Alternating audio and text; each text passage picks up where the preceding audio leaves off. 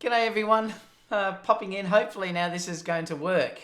So let me know when you do come on live. I'm just trying to see if I'm up there. Yes, I am. Pop in on the chat just to say hello.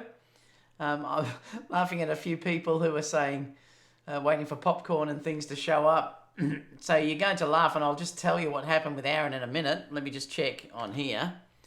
Let me just put this down as pre-show. So pop in the chat, say hi. We've got everyone starting to pop in now. G'day Tom, g'day Oslo, g'day Casper. I can't hear you guys laugh out loud. So we did have an issue with Aaron that I'll talk about in a minute. So just waiting on everyone to see that we're back on, well, that I'm back online anyway. So pop in and just say hi as you do come in. Also, I'd love it, guys, if you could give me a thumbs up. It just lets people know that I'm here as well. So we're just staying on that. I'm going to give this a few minutes just to let people know we're okay. Hopefully Aaron can get live, well, back on the chat. This is real time, Oreo. Not on the chat itself. I'll talk about what happened in a minute. G'day, Barry. Barry, how are you? Good to see you all popping in. This is the normal time that we're going to have the Behind the Photo show. We had a few things happening today. I'm not sure whether it was Aaron's side or YouTube or Skype or what. I just did a network test, and I've got nearly 100 download and 30 upload or 40 uploads. So it certainly wasn't on my side, the network issues. It could be a YouTube thing. It might even be a Skype thing that we couldn't get Aaron on, and it was it was playing up. Casper saying, this is not live, is it? G'day, Melvin. How are you? I'm happy to do this show in Aaron's memory. He basically said, when he came on, he just said, what do you say? Do it, okay, but do it in the memory of me. I love it. That's such a cracker. It really is. It's quite funny. So please bear with me just for a few minutes. I'm going to let other people know that we're back in again. I think we had 55 before, and a lot of people have probably gone now, and they'll hopefully be popping back in soon. So fire away some questions. If you haven't checked my last two videos, I have done a couple of videos posted with the A6400 if you wanted to check those out. I think they're really good, and I'm really surprised how well the A6400 went. I'll explain what's happened with Aaron in a minute. But I used it for video and stills. One of the videos, the first one, I had the A9 that I used for the video portion of it, and then I used the A6400 just for stills. And you'll see a mix of video and stills through that first video. On the second video, I just used the A6400 on the gimbal and also for the stills. I wanted to try it both to see how it performed.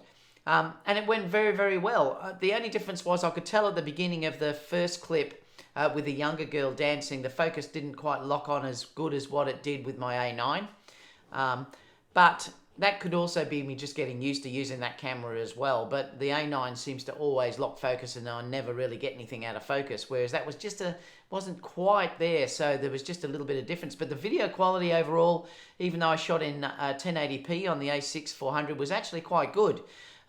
Still not as good as my A9 is giving me in full frame, but certainly good enough. So have a check of that video out if you want to see what it's like. The stills were stunning. I have to say that the new JPEG color particularly, because the JPEGs that were out of that were almost directly out of camera. I think they just had a preset that came in at the beginning.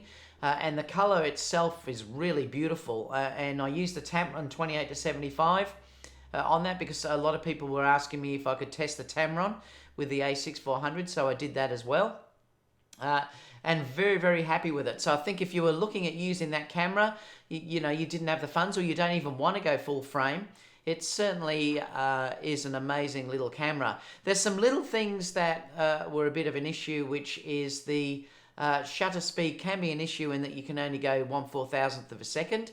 And that can be a problem if you're dealing with shooting in high sun and you want to use an open f-stop, something like a 2.8 or 1.8 or whatever. Having the 1/4000th limit can cause issues, and that is a bit of a problem. And obviously you just can't shoot 4K in the higher frame rates, but you can't do that in the Sony full frames either. So that's it. But overall, let me know what you think about those videos. I'm really happy with it. Just checking if he's back online yet. I haven't heard back from him. I'll talk about Aaron in a minute once I start the show fully. So we were going to do it together, and we tried to do it, but then there was a blackout and he's lost power. But I'll talk about that in a minute. So I thought I'd just do the show myself today in Aaron's memory. Now, I am having real coffee today. It's too early in the morning for me to be drinking coffee. So this is actually real coffee. So cheers, guys. If you can, please share the program. It just lets people know that we're live. I would really appreciate that. Obviously, next week we will be back on with Aaron's show on live on his channel, hopefully without some of those issues. Now, there was initially something where he was only talking through one channel. I found it was one setting. That was my fault. So, Aaron, if you're watching this later, that was totally my fault. But it didn't explain the slow speeds that we were getting, and the massive delay was causing a real problem. And I'm hoping that was just a YouTube thing or a Skype thing that will work itself out for next week. That's why I did a speed test, and everything was fine on my side. So sometimes this can happen. A lot of people are having issues with YouTube when you're going live, that there's been massive delays. That could also be an issue. It may also be something on Aaron's side. His download speed or upload speed may not have been up to scratch today. We'll have to wait and see what happened. Camera Conspiracies, g'day buddy, how are you? Just said Aaron brought the Leica Q2 instead of paying his power bill. I love it. That's such a crack up. How are you, mate? Good to see you in here. Really appreciate your support too. Aaron, yes, Aaron's back in, so he must have got. Did you get your power back on, Aaron? Casper said that's a mean joke, David. Poor Aaron. I'll play his intro in a minute, and he's not even on the show. My electric just came back on. It'd be interesting to see if we could start the chat and just see if I can get him back on. I don't know if I want to try it because it might fall out again or play up again. So it could be a disaster. We are still in pre-show because I've got 10 minutes. Aaron said he paid the electricity bills. Yeah, because he actually lost his electricity. So, it's a bit awkward. So, Aaron, do you want me to try and just add you into this chat to see if we can bring you back on live? I don't know whether it'll work, but we can give it a go. And if it's an issue, I'm just going to dump you again. Oh, I love it. Oreo said, Camera Conspiracy, I just saw your shutter speeds video. Laugh out loud. It's one of your best. I know, I've got to watch that yet. I'm dying to watch it. I've been flat out shooting. I'm definitely going to watch. I watch all of his videos. But they're not only funny, but they're actually really true to life as well, which is what cracks me up. I love sort of those type of videos. Definitely one of my favorite channels, that's for sure. Brandon said, speed test is all good, but it could have been something with Skype, like you said. All depends how the packets are formed and sent out. Could have been been a back end or something on their side. Yeah, it might be too. I'm afraid I'll scrap it up for you. Well, we can try it, Aaron, if you want to give it a go. We've still got 10 minutes on this pre-show if you want to give it a go. Let me open up Skype and see if we can add him. Let me just add this in. I'll have to put headphones in though. Because you never know, it may have been a power thing on Aaron's side. So what we're going to do, I'm going to see if I can add Aaron in live on here. I don't know whether it works, but it might. And then we'll see what happens. See if it comes to a screaming halt. So let me have a look. So I'm going to open up Skype. Now, hopefully, this won't go downhill. I'm just going to see if I can add Aaron in as a guest. And we'll see what happens. So Aaron's just saying, hold on. So this is going to be interesting. I think Casper said, let me just clear that thing. Casper said, I think that intro is messing things up. I love it. So Aaron we were starting it live and then it just went all bad. We were hearing Aaron from one side and it was just a mess. It might take me a second to push this in, but I've scheduled the show to start at 12 o'clock anyway. So hopefully, hopefully it'll work. I'm just waiting on Aaron to say all good to go. So we'll see if he gets this up, and then hopefully it'll be all good. Let me just switch over to this for a second. So what else is saying? Camera C is the best. Yeah, he is.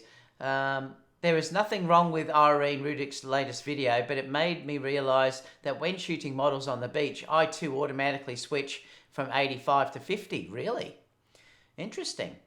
Well, I shot a lot of the images the other day using the 28 to 75. Well, that's all I used the other day, and I was varying apertures the whole day. So, and I really enjoyed, because it was such a beautiful environment that I was shooting the girls in. It was nice to be able to go really, really wide. And it's interesting that you said that there. Casper said, I think that intro is messy. I read that before. Thanks so much, Casper, for that. So the people that are just popping in, I'm just going to try and add Aaron in now. We're still in pre-show, guys. So let me just see if I can add him in now. So let's see what happens. Now, it's going to take me a minute to set this up.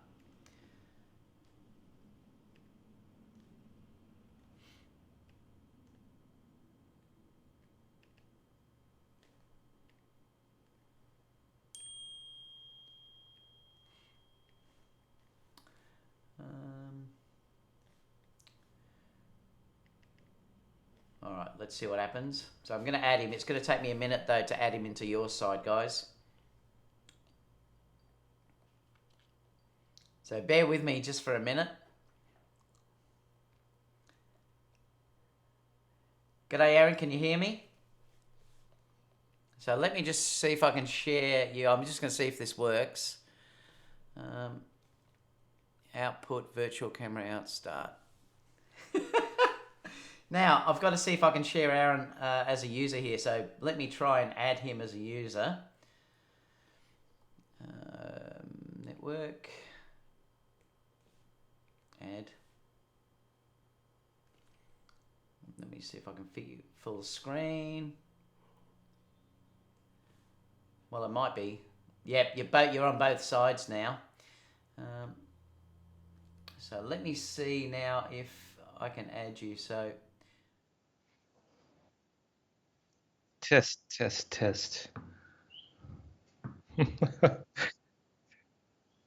Hey there. Testing 1 2. Meow. Coming in. Hopefully. I hope I don't. I think that's crash right now. the show again. So if you can hear both of us, I'm just going to have to switch between the two of us. Aaron's been running around like crazy. But it looks like we're okay, I think, Aaron. The only thing is, oh my gosh, I'm going to have to show you as a both on single. You can show me any way you want. Yeah. All right. So let me explain what's going on, and then I'll just bring you back on. Now, can you see my screen, Aaron, or is it? Nope, I just see myself like everywhere. It's not a bad thing. Let's see if my hair looks good, eyebrows. Now, can you see my screen now? I see your desktop. Okay. I see your desktop. All right. Sid's saying, all right, Aaron is back. Hey, my gosh. What a crazy night this has been. I know, it's been crazy.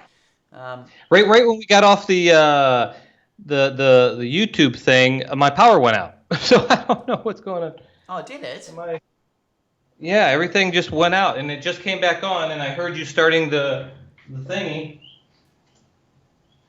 Yeah, well, mine's so what we did. We lost Aaron. His power went. So Mark's saying now you're 100%. So it looks like we're back on, and it seems to be that it's okay.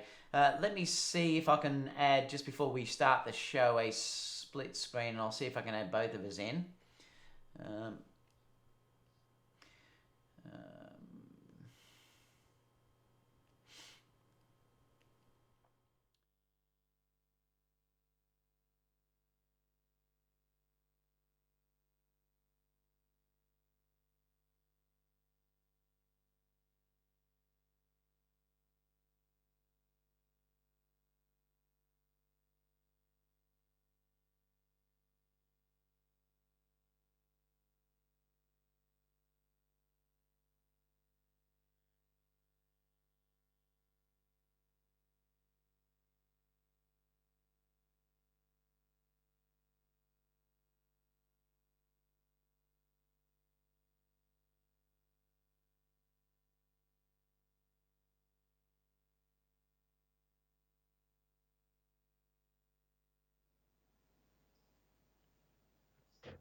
Oh.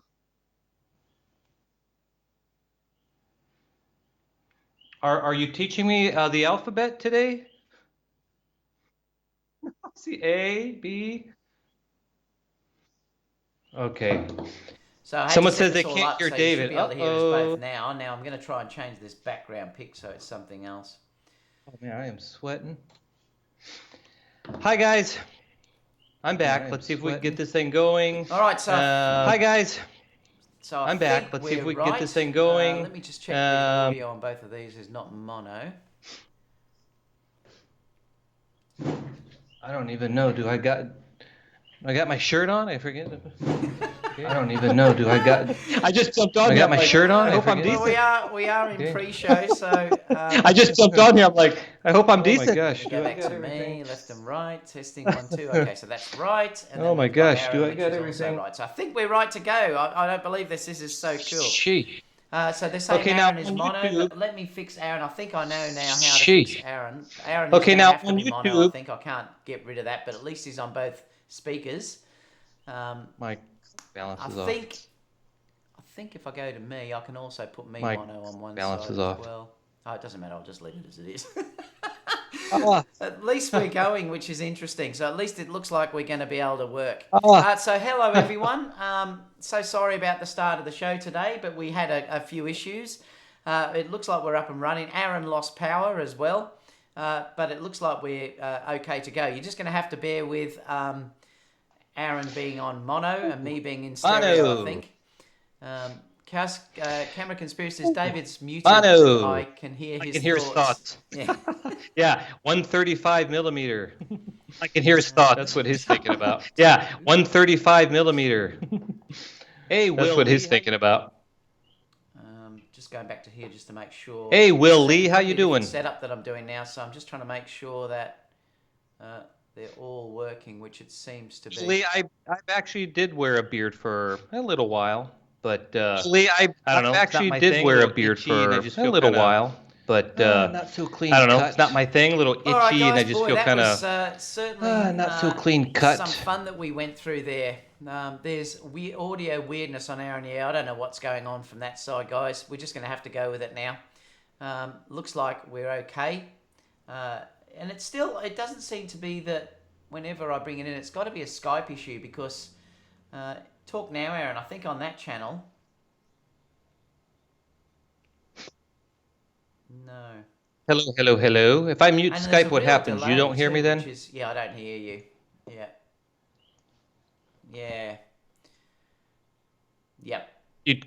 Okay, so can you hear me now? Yeah, I can hear you now. So that's What fine. if I just now? Can everybody hear me? Hello. Ario saying very strange. How about yeah, chat? It's a bit weird, Can chat hear me? I'm not Hello, sure chat. what's How you going doing? on with that. Yeah. Okay, can you guys hear me fine? real If not, delay let in me that know coming. in the Well, chat. it looks like I'm going to have to dump Aaron. I tried. I think, Aaron, it must be, I think it's got to be a Skype issue. We talked about this before. Oh. I think it obviously is something to do with Skype that's causing this. Yeah. Because the second we start to use that, it starts to bring issues and there's massive delays that are coming in. It's David saying Aaron's audio comes in like 2 seconds later when we see him talk and hear him again. All right, well, Aaron, unfortunately, you might just have to join us in the live chat today. And then obviously next week we'll be on Aaron's show and hopefully we won't Yes, have any I will of do these that. issues anymore because, yeah, I can see there's a real delay there. We might have to do a test or something later on. All right, Aaron, sorry. Please join us in the chat, though. So let me just delete this. Okay, go for it. And quit Skype. And bring back here. Output, virtual camera, stop. Yeah, so it looks like we have to do the show without Aaron today. It's weird. Yeah, he's fine when he's on full screen. Yeah, I don't know what's going on today, guys. It's like I said, I've done a test from my side and my upload speed test is saying I'm fine. Aaron, seeing you in the live chat, can you do a speed test on your network just to let us know that, let me know how your side is with your speed. Let's see if it's that. If it's not that, then obviously it's something to do with either YouTube or it's something to do with, well, it can't be YouTube because it looks like we're okay now. I think, g'day Dion, good to see you in here. I think it's probably more something to do with Skype that's causing the issues, but oh well, there's nothing we can do about that today. Let me know how your speed test goes, Aaron. What time are we on? We're on time. So I'm just going to start the show. Unfortunately, it'll have Aaron in it, but it's just going to be me today. But then I'll explain straight after this what's going on. So bear with me for a second, guys, just while I start this.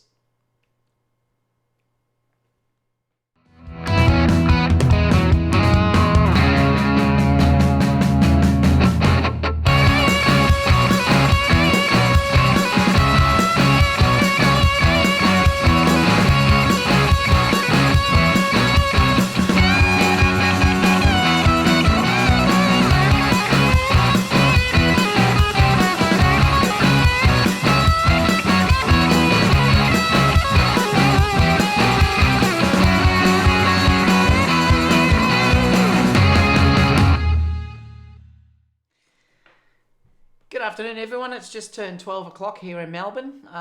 We are a little bit later than last week.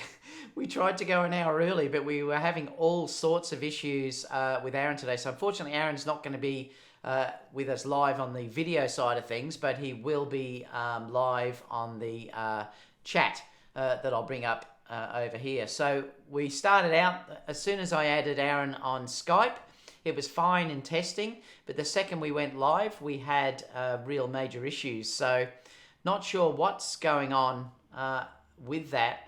I did a speed test using speedtest.net on my side, and I was getting nearly 100 upload and 40 download. So it's certainly not the network side of things that's causing problems, whether it's just the computer playing up or whether, I don't know. But next week we'll be on Aaron's channel. Hopefully none of these issues are going to happen over there. Aaron's doing a speed test now. It'll be interesting to see his speed tests, what it's showing from his end. It may be that Skype was causing the issue. That could be what was it, because look, it seems to be that it's okay now with me live through YouTube. But the second I brought Aaron in using Skype, it was a problem. Just say my audio is a bit low, so let me adjust it. I can take these out now, actually. So let me know, is that audio a little bit better now? So Aaron's also saying down 146, 15 up. So his speed seemed to be okay as well. Yeah, Photomedic for 100 megabits per second upload is the feed that I'm getting. Aaron's is even higher. Is that megabits per second? My 30, I was getting nearly 40 down. So it was 100 up and it's 40 upload Photomedic and it's 30 down. No, I'm getting confused. It's 100 down and 40 up. Yeah, that's what the figures were actually showing me a second ago. Let me do a test and I'll show you what I'm getting on my network. Just so you can see what's happening.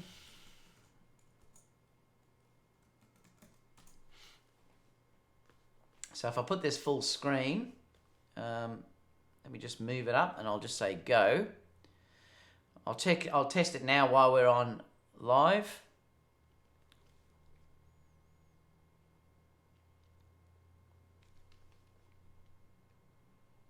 So I'm getting roughly 90, 91 at the moment, down. Let's see what the upload is, seeing I'm on YouTube.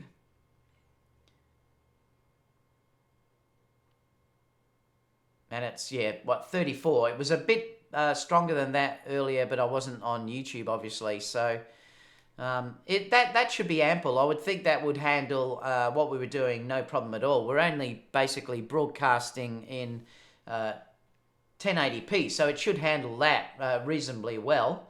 Not sure what's going on in that regard, because Aaron's also saying that his issues aren't there as well, so it's really interesting. Yes, Dean, I did see those MTF charts. I'm probably going to talk about that on Friday's live show, the Sony channel, though. We'll discuss that because they look amazing. So we've got quite a few coming in now. Mark said the audio's low. Let me know if the audio now is bad. Photomeic said those are some impressive speeds. Yeah, so there's no reason, yeah, exactly, Photomeic, that I shouldn't be having any issues with the internet side of things at all. I've got a feeling that it was Skype that was letting us down for some reason, because we haven't had that before. And I think that's probably what the problem was. So unfortunately, we just can't get Aaron on today. But the show will be the same time next week, an hour earlier than this though, with Aaron obviously on his channel. So hopefully we won't have any issues there as well. Let me just put my phone on silent. Which is really frustrating, because I love when we're chatting with Aaron, and it's really sad that we can't do it together. But obviously he's going to be in the live chat, so that'll be great to go. Dion Chapman says, Aaron J, go live on YouTube and we can open 2 windows. Yeah, just share it like that. That'd be interesting, wouldn't it? Casper says, what camera is that? What you're talking about? What I'm using? I'm using the A7R3, A7R2. Sorry, Casper, with the 28-75 on it. Oreo said, if this chat bends time space as it seems, next week I'll travel to the future 20 years from now, when the G Master will be on sale for $200 and I can get 2 of them. Where's the thumbs up, guys? 62 watching, only 13 likes. Yes, please, guys, if you can, give me a thumbs up. It would be really helpful if you could do that. Yeah, Photomeic, we really should try Hangouts, and we sort of have been discussing that to see if that helps. We may give that a go in the coming days to just see if that works out. Aaron's been using OBS, and I'm using Wirecast. But yeah, we may end up trying Hangouts and seeing if that works and just checking it out. Camera Conspiracy says, my internet is 25 megabits, 2 megabits, laugh out loud. You know, that's not really what it is it? Google Hangouts next time. Terry said, I really like the Q2, but 28mm, damn, I don't know if I can take that. 35mm, and I am no questions. Yeah, I'm going to talk about that in a minute, Terry, though. All right, guys, so let's start on the first show, because this is going to be interesting to see what you think of some of these. Some of them are a little bit, they may upset some people, but you know what I'm like. I'll just say what I feel anyway. I want to talk to you about this first story, because the first story today is this, and this is a really interesting story, because this was shared on Petapixel, and it says, can we please stop using workshop photos and stylized photos in our wedding portfolios? And I'm not going to go through the whole article. You know that I'll post these, I'll paste this link to this down below so you can have a look at this. But there's a whole discussion on it. I've read it, but it's interesting, and it talks about what are stylized shoots. Now, before I go any further, I actually do stylized shoots for some people. And what they mean by stylized shoots is I get together with, say, hair and makeup artists, florists, events, you know, the locations, things like that. And I will do stylized shoots. And I'll often post those as well. But there's a big difference in what some photographers are doing and what other photographers like myself are doing. Now, I also post stylized shoots, but having said that, nearly all of the things that I post showing images from brides and grooms are real weddings. And occasionally I will do a stylized shoot where, you know, you get this amazing look and things like that. But like I said, 90% are real weddings. Now, the problem is you're getting some photographers that are showing all of their wedding work that are from stylized shoots. And it's actually a little bit unethical. And I'm going to discuss this in a minute to talk about why, but it may make sense to you what I'm talking about in a minute. So let's go back to this article. So that's stylized shoots. So stylized shoots is working with, like I said, florists and makeup artists and the bridal gown manufacturers and things like that. And he's saying in here why he likes stylized shoots. And you know, I like doing them as well, because the main difference when you're doing a stylized shoots, and this is the main difference between, say, shooting a real wedding and shooting something like that, is there's no pressure involved. I mean, you take your time doing things. You're usually dealing with beautiful models, and they know how to pose and do all these other sort of things. So that's the reason why I also love doing it. And I've done one recently. I did one in December that's probably going to be shared in magazines. I can't share those images yet because they are still being submitted to magazines. So once that's out, then I can probably share them, and they're beautiful and gorgeous. But I will still not put that out as a real wedding. There's no way known I'm going to pretend it's a real wedding when I share it. And usually you'll know because when you link them, they're linked with every other member that's involved in that style. Like I think the one I was involved with had, just to show you quickly, that was the list of people involved when I did the wedding that I did. You can see there, and I'm not going to blow them up because it's massive, but there's probably 30 people that are involved in that stylized shoot. So it's a massive team that are actually behind you and working with you. And that's why I love doing it. It's a good networking, a good marketing type thing, but it's not a real wedding. And this is where I want to keep going down. So let's continue. So he talks about what he likes about them, and talking about shows and things like that. But this is an interesting thing that he's saying here, that a little bit of honesty goes a long way. The thing is, if your couples do think that the images can easily be replicated at a live wedding, they're going to expect it. And if you can't do it, you're going to get into trouble. But if you present them on your site as a stylized shoot and your couples ask you about them, it's much easier to say, oh yes, we can definitely do something like that, but I'd at least need so many minutes to get that shot. So that's one part of it. But let's continue down talking about this, because the problem is that online particularly, and you're seeing it more and more and more now, because I think a lot of it too is happening because a lot of photographers out there, particularly a lot of the name photographers, the big branded photographers, are doing more and more workshops. Now I think that's a sign that work is probably hard to come by, and they're going more into workshops and actually shooting weddings. And I'm not going to name anyone here, but this is what I think's happening out there.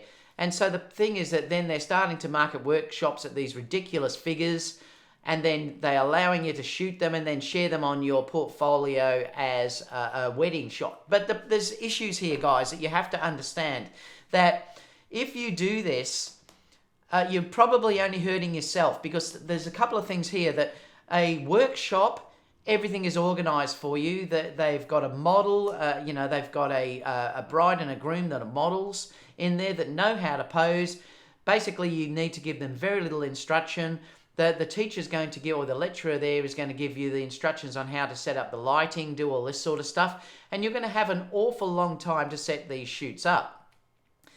It doesn't take into account any of the pressures of a real wedding day, that, dealing with getting all your formal photos in 30 minutes, dealing with very bad weather, dealing with a bridezilla, dealing with uncle, whatever he is, that has got a camera, and you're trying to deal with him running around you and being so annoying and things like this. And the problem is that if you do these sort of things and you're sharing these images from workshops and stylized shoots as your wedding work, and you can't back it up with your real work and real weddings, it's going to hurt you when brides think, hang on a minute, why aren't my images looking like what that shot has showed that you've got on your Instagram feed or on your webpage site where I hired you from? Why, when you came in for the interview or I came in for the interview, do these images look unbelievable? And then when I look at my wedding images, they look nothing like that. And this is the problem, because a lot of the time when you do workshops and things like that, that really is that the look that you're getting there is usually from that teacher, from that lecturer. He's set that shot up usually. He's set the lighting up, showed you how to do it. You're not under any pressure to do that sort of thing. So what I'm saying to you is be very, very careful about sharing your work that you do in workshops and these stylized wedding photo shoots. Now, I must admit, if you're doing stylized photo shoots, you're probably a fairly good photographer anyway, because people have contacted you loving your style. But if you can't back that up under a pressure scenario where you're dealing with real brides, real time limits, and real pressure, which is what weddings are. I mean, I'm talking real pressure if you do weddings, and you know that, the people that are doing them. I think you've got to be very, very careful what you're sharing. And you really do have to be careful about what some of these workshops are offering you. You'd be far better if you could pay someone to go and do a real wedding, like actually follow them around during that wedding and learn from a real wedding photographer, than you ever would be doing a sort of a wedding workshop where there's no pressure involved. Because really, there's nothing can replace the pressure of shooting on that real day or watching a real pro working. And that's, what I would suggest probably would be the better way of going about it. I know Jason Lanier does a really good thing where he does a real wedding, and then he must offer some special thing with the bride and groom when he does it, but he takes photographers along and they tag along in a real wedding, and that's one great way of doing that as well. And that would give you a far better idea of how a real wedding would run, rather than, say, going to one of the wedding workshops and doing it that way, where, like I said, you've got a bride and groom that know how to pose and everything else, and it just doesn't reflect real life. So that's the first story, and I thought that was really interesting because I'm seeing more and more and more of this now. Unfortunately, as the industry is getting tougher and tougher, and don't get me wrong, guys, this is a tough industry, and I'm seeing it now all the time. I'm seeing it more and more and more. People are offering workshops and they've got no folios or anything to back them up. And this is wrong. They're advertising workshops, they're doing all these other things. And the thing I can say to you is, for starters, a couple of things that I think you should be doing. First thing I would be doing if I did a workshop, and I did one recently with Yervant, and I really admire Yervant. He's an incredible wedding photographer. I did a workshop with him, but I know his work. I know when I look at his portfolio is something that I would aspire to get to, and I adore it. So I know, even though he's doing workshops, he's also working as a full-time wedding photographer. Jerry Guionis is also another one that I really admire. Jerry Guionis is an incredible wedding photographer as well. I've done a workshop with him before, but I didn't share those as my own images. I just went to the workshop and learned as much as I could. And they're the type of people that I would love to be doing workshops are. But you're seeing them more and more now, these people that obviously can't get real work in the industry, and they're offering workshops, and they've got nothing to back them up. So the first thing I would do if I was thinking about doing a workshop is check that person's portfolio, make sure that they do have a real working portfolio. And you can always tell, that's the one thing I can say to you to start with. Make sure that they can back up what they're saying, that they have got industrial knowledge to talk about what they're actually doing. And when someone's offering these big fees to do workshops, and then all of a sudden you're not seeing them working at all, they're nearly making all of their money on workshops. And that makes you think too that, hang on a minute, Jerry Guionis doesn't do that, Yervant doesn't do that. They actually get most of their money from doing real weddings, and then their workshops are a side issue. And they're interesting things that I'd like you to think about. So let me know in the chat box below what you think about this. But I think the industry is really starting to change as it's got tougher. And I think you're starting to see more and more workshops being offered by people that can't get work, and they're making their living off selling workshops, and they've got no portfolio to back them up. So let me know what you think about that. I'd love to know. So let me just quickly go to the chat. I'd love to know what people think about what I'm saying.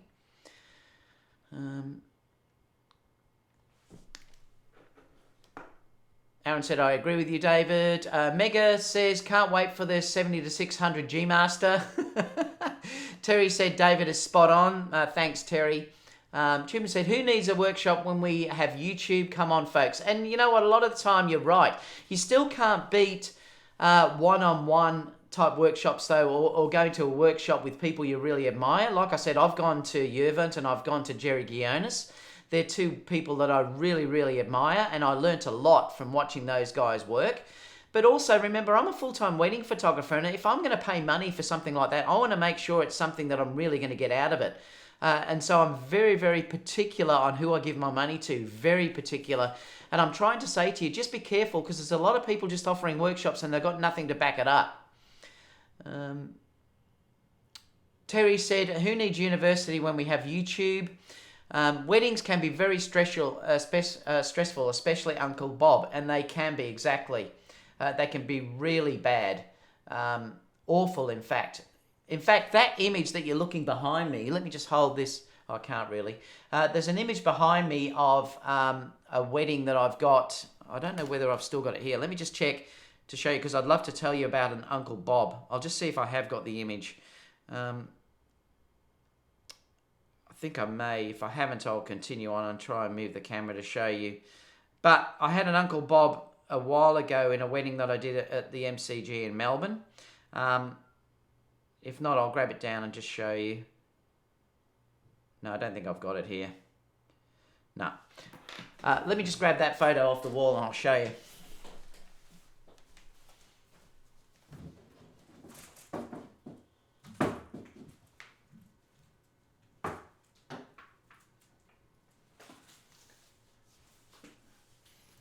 So let me go full screen.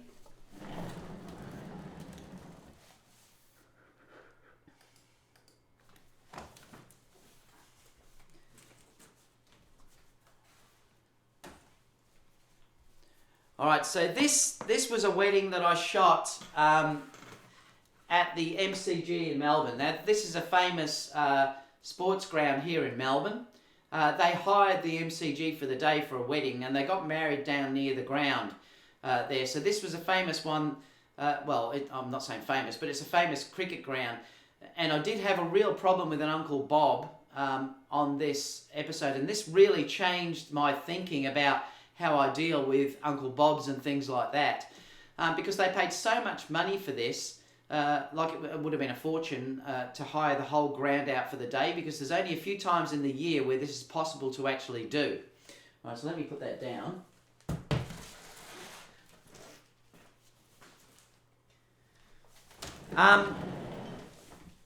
Now, the problem was that the groom asked me if his uncle could follow me around because he loved cameras so much.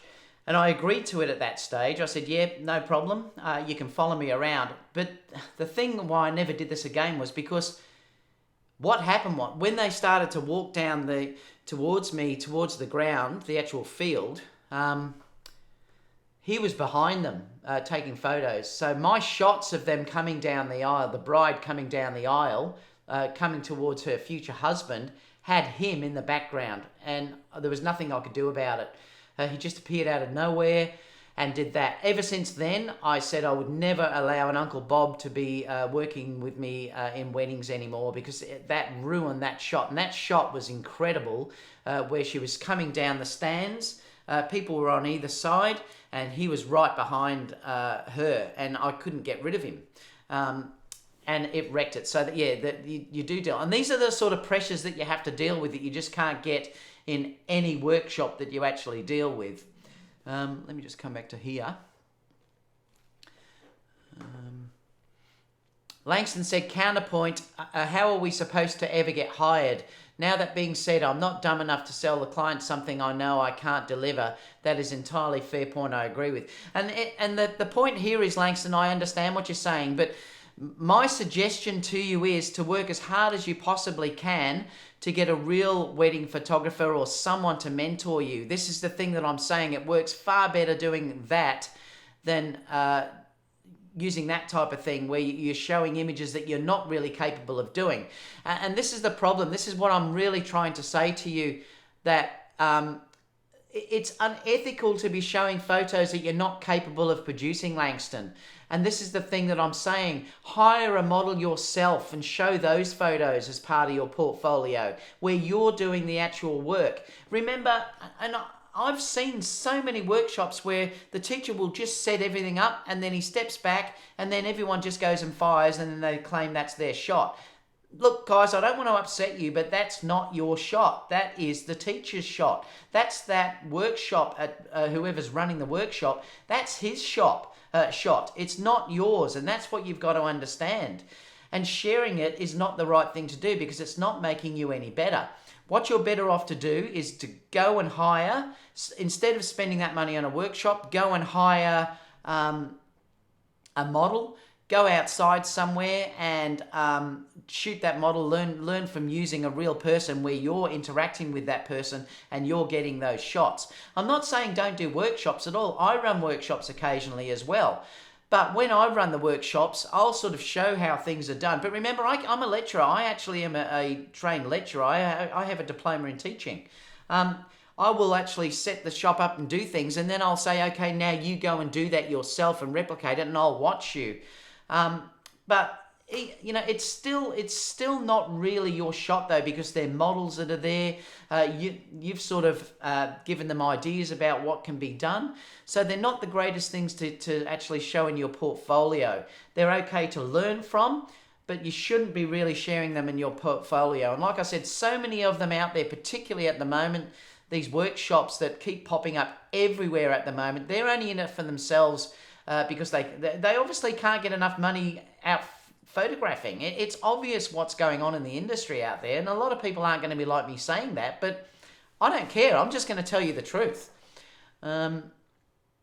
So that's what I'm meaning there, Langston, that it's no point showing photos that you're not capable of producing on your website, because when you get hired, you're going to be, can you imagine what a bride's going to say by saying those images look nothing like what you had on your portfolio? Why aren't they the same? I mean, it's not right. Photomix said, photographers do workshops because it's easy money. Photographers are just as much a customer to those big time photos as the bride and groom. And that's it. It is easy money. I agree, Photomix. That's exactly right. YouTube has better education than UCLA for me. Way better, and I don't have to pay to get into one. Please, guys, too, if you can, I'd love you to give me a thumbs up as well. It does mean a lot to me. Photomix said, some people need hands-on help. Not everyone can watch a video and then go out and create some magic. And look, that's where I'm saying that workshops still have a place. And I agree with you, Photomix. There's a difference, though, between doing a Photoshop where you're learning than promoting those images as your own. And that's the point that I'm trying to say here. Terry said, work with pro wedding photographers, not workshops. And that is the best thing you can do, is to try, if you can, be mentored by wedding photographers and help them out, carry their bags, do other things for them. So I'd love to watch you. I mean, I do that. I've been helping Ben, that you all see. And Ben's improved incredibly over the last couple of years. And I've been working strongly with him, and he often comes to my weddings. Langston said, but I spent all my money on cameras. Alex said, YouTube is good for everything. You can find a zillion things. Trippin said, but I'd encourage anyone interested in photography just to start doing it. And that's why I'm saying often one of the best things you can do is hire a model yourself and work with them and do it that way. Or even hire a model that is trying to build a portfolio that she's not very good either, and you can learn together. They're things that, you're far better off learning. Like, do a posing workshop. Learn how to pose a model. But that's where you're not just photographing. You're learning how to pose them and things like that, and watching it and then trying it yourself. But like I'm saying, sharing those images as your own work is not going to do you any good at all. Oreo said, the way to start as a wedding photographer is to get hired as a third or fourth photographer. Exactly, Oreo, exactly. Or to do it for free. You learn, you build a portfolio, you're pressure free while you're learning. Exactly, and that's the perfect thing to say. Where were we?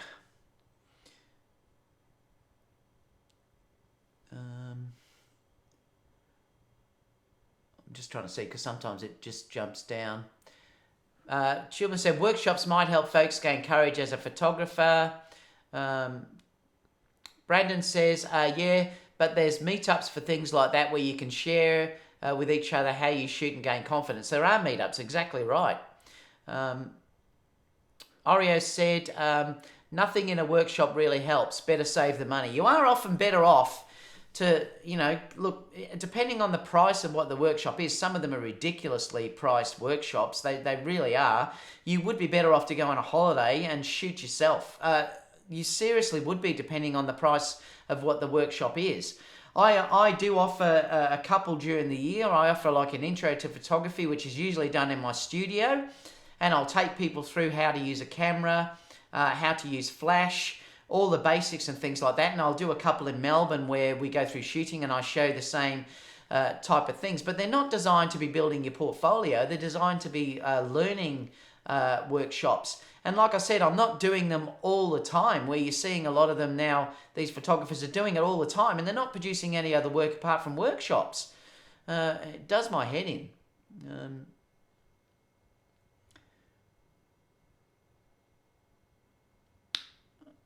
Brandon says, I know lots of pro wedding photographers and I know they would love a second shooter. They would. You can only just ask. Like I said, carry their bags. Say you'll work for free. You just want to see how weddings done. Build and keep asking them, and build sort of that communication with other wedding photographers out there. Rick said, getting close to 25,000 subscribers. Yes, I know it is, Rick. Getting very, very close. Probably sometime this month, I would think. Excited about that. I'll be doing a meetup once that happens. Langston said, I also vote for meetups, low cost. You get to meet other photographers and work with models too, mostly low pressure. Photomix says, I've been to workshops and there are some things you get from them that you could never get in a YouTube video, but I do agree you can learn a lot from free online education and practice. Flying high or low, this discussion reminds me, what's the difference between a big pizza and a professional photographer? Answer, a big pizza can feed a family. Terry said, I'll pay for a workshop if I want naked models in the desert with a beer. Wow, rented the stadium. Yeah, there's something that they do, Langston, where they have to be, I can't remember the exact thing, but there can't be a cricket match or a football match or something like that on that stadium that day, I think, or even the next day, I can't remember. Also, I think you may have to be members of that club, and they had their wedding reception there as well, so it would have cost them an awful lot of money. Yes, to hire it would have. Just let me come down because someone has given a donation. Who was that? Ken said, gave me $14.99. How's it going, David? Thank you so much, Ken. Really appreciate that donation. Thanks, buddy. Let me just come back. What else have we got? Terry said, how much would you be willing to pay for a said workshop? Oh, you're talking to Terry. Oh, that's for the Naked Women workshop. Alex said, nice picture, David. Thanks, Alex. Langston said, was he a cricket? No, they're just supporters of the football club that plays there. One of the football clubs that play there, they're members. And they love that cricket ground. Yeah, holds 100,000 people, over 100,000 people, that cricket ground. It's massive.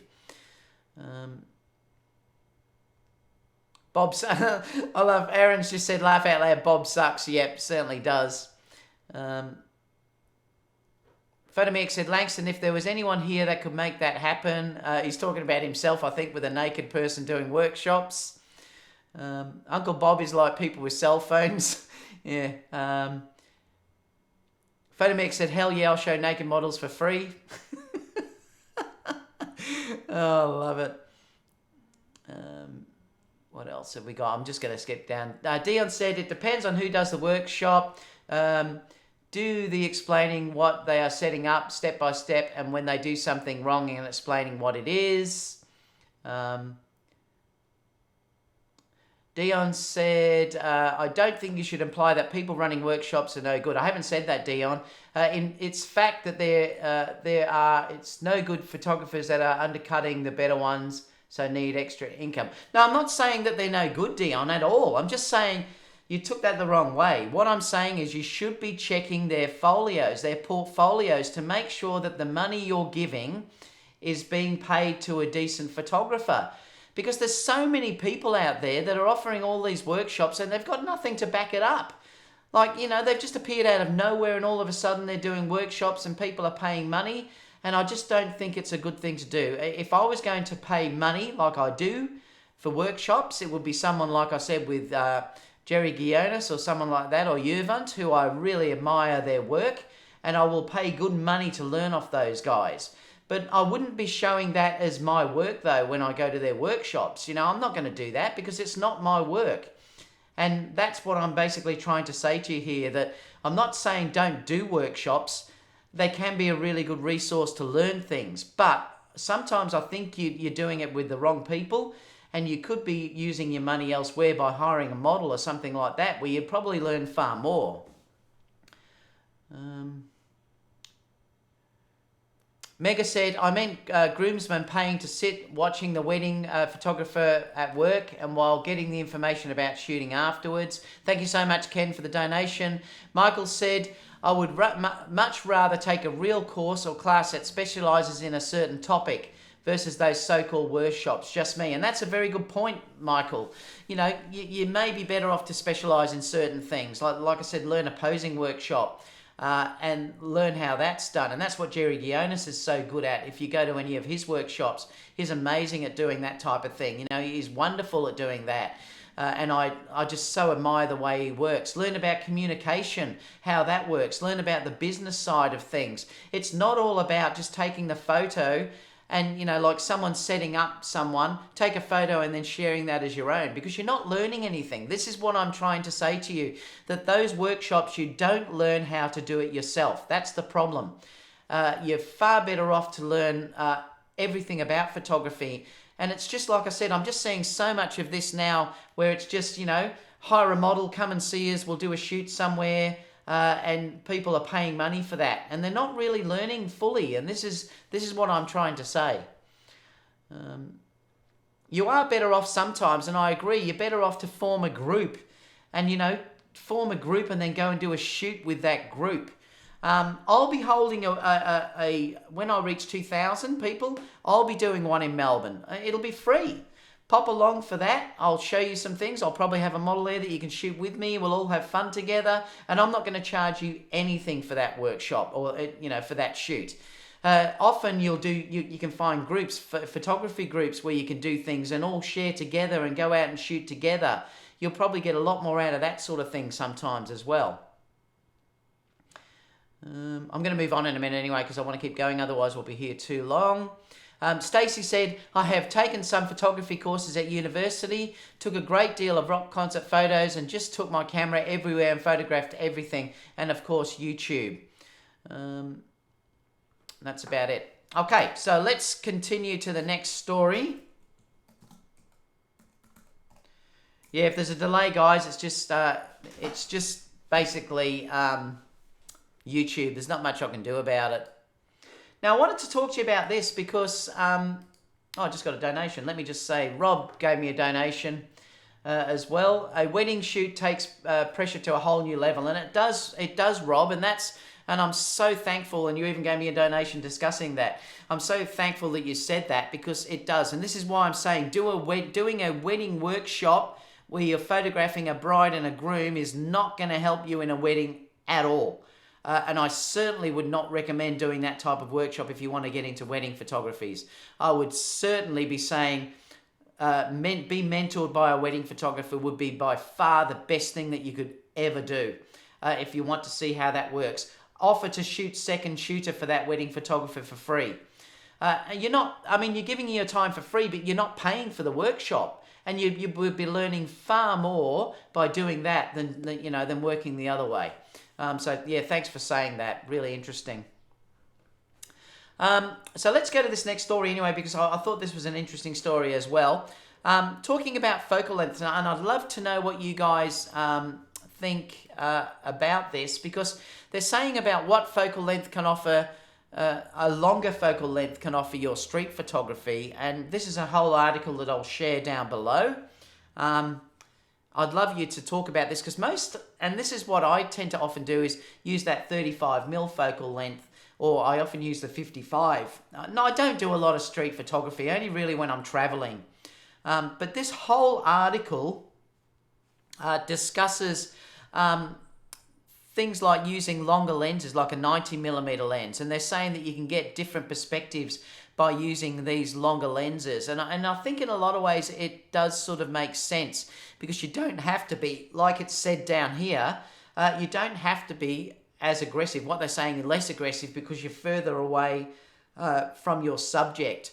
And I think this is really interesting, reading this article. I'd love you to read it and obviously have a chat with me down below about what you think is your perfect focal length for street portraits or street photography. They're also saying, obviously, lower distortion, because if you use wide angles, you get very bad distortion, or you can get very bad distortion, particularly if you get up close. With the longer lenses, you don't get that, and it's much more flattering and things like that. And I suppose it's more that you can be stealthy and straighter lines due to the fact that you're not getting those imperfections at the wider lenses, barrel distortion and things like that you're getting from wider lenses. But I'd love to know your opinion about this, and I just wanted to bring it up. It's a pity I wasn't here with Aaron to discuss this, because I really did want to discuss this with Aaron. It would have been quite an interesting discussion. Greater depth of field, obviously, the longer your lens is, you can get more depth of field in your images as well. I can sort of see what's happening here when you look at this image and stuff like that. But basically, I found too when I went traveling to New Zealand, it was really interesting. It changed my thinking a little bit about using longer lenses for travel and even landscape. I was tending to use the 70 to 200 more and more, and I love the look that that gives me. Now, New Zealand has incredible landscapes, which has really large mountains and things like that. Now, the larger your lens is, or the wider your lens is, it takes that big focus of these massive mountains away, because it just flattens everything out, and it can change the whole way it looks. Like, for instance, if I was trying to, say, grab an image of Kerry and then with the mountains in the background, the mountains would look really small, even though to my eye they were looking really beautiful and massive. Now, that changed completely when I went out and started shooting with a 70 to 200. And I shot at nearly the 200 mil and focused on Kerry. And then the compression of the image of the mountains were brought right in. So in other words, those mountains then came closer. And it looks so much more vivid and striking than having it just as a wide angle lens. And this is why I wanted to bring this up, because I wanted to say, don't discount using longer lenses, you know, like an 85, 135 or a 200 mil for landscape or for street shooting, because it does give you an awful lot of options that you can't get, and it gives you a totally different look because you start to use things like compression, things like that, you know, much more flattering if you're dealing with photographing subjects as well. You can be stealthy. You know, you can really get back from your subject so it's not intimidating, and often they won't even know that you're shooting, you know, and it's just amazing to have that type of thing. And I'd love to know your opinion about that. I'm going to do a couple of stories before I open the chat up again. But let me know in the chat down below too what you think about that. What is your favorite focal length? And do you only use, say, 35 or 50, or are you now starting to use longer focal lengths for street shooting and also for landscape? Really love to know. This was another interesting article that I saw on Petapixel as well. 5 beginner landscape photography mistakes to avoid. And they're talking about flat compositions and things. And again, I'll put these down below so you can all have a read of this. The interesting thing is that they're talking about this image here, but I actually quite like that image. I quite like the way the leaf's hanging over the water, but they're saying that basically it's flat and dull as compared to this image, which has something to lead to. If you're looking at the lighthouse that's sort of coming, let me just move this up a little bit. There. You know, you've got that leading line that sort of leads you to that area, and I suppose it is much more interesting than just looking at that image in itself. I'm not saying, and like I said, I quite like that image, but they're saying they're the complete opposites. And it's a really interesting argument article to look at. And they're talking about depth here, how they're not showing depth on this image at all. Basically, it's just the tree with the, you know, the grass and everything in the background. And then they're saying, as compared to this one, which is showing the depth of the river flowing away as against the trees in the background, you know, a completely different look, which is really interesting as well. Another thing too is they're talking about shooting under different lighting conditions. Obviously, if you're dealing here, this one at the top here was shot late evening, I would say, or early in the morning. That's 90 minutes before sunset, so it was just before sunset. If you look at the same shot during daylight, you can see here that how different it actually looks. And this is one thing I fall down on sometimes, taking too much gear as well, and I do that as well. Particularly people, when I was showing them what I was taking to weddings, were saying, you're taking way too much gear, David, but I have backups of backups and things like that. Another one is always shooting at eye level as well. And I suppose they're saying, you know, get down and shoot different perspectives, you know, lean low, try and think of something a little bit different. Much easier with mirrorless cameras because you can open up the screen, even shoot high up and look down, things like that. But this is quite an interesting discussion, and, you know, lighting particularly is one of the major things that you have to look at. And I was talking to Aaron earlier about when I shot, if you look at the last video I did of the girls dancing when I reviewed the A6-400, it had a really interesting discussion, or it had a really interesting thing that halfway through the movie, the lighting completely changes. And I had a couple of people say, did I change white balance? And no, I didn't. So if you haven't watched that video, watch it. The reason why that lighting is so different is because the girls in the morning was a junior group. They're junior models that I was working with. The girls in the afternoon were a senior group that I was working with, and we had a long lunch break in between. The earlier group was very early in the morning, and the senior group was very late in the afternoon. So the lighting was completely different. I could have tried to balance it to look both the same, but I thought I love the look of both of them, and I just left it. So if you do watch that video with the A6400 that I shot, it wasn't that the white balance changed. It was just that the lighting had changed completely due to the differences of the day. So have a look at that video and you'll understand what I mean by talking about that as well. So that's interesting. And I'm going to talk about the Leica as the next story, but let me just open up the chat just to see how we're going.